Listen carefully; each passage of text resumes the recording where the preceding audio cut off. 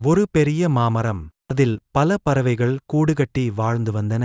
பல வருடங்களாக ஒரு கிளிக் குடும்பமும் அதில் வாழ்ந்து வந்தது. அப்பா கிளிக்கும் அம்மா கிளிக்கும் ரொம்ப வயதாகிவிட்டது.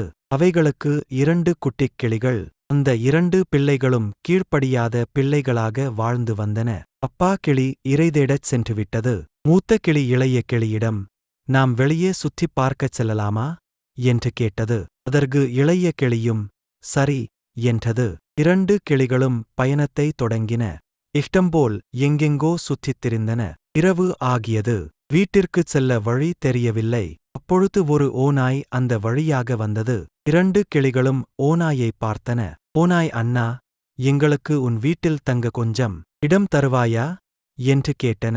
ஓநாய் மகிழ்ச்சியுடன் சரி என்றது.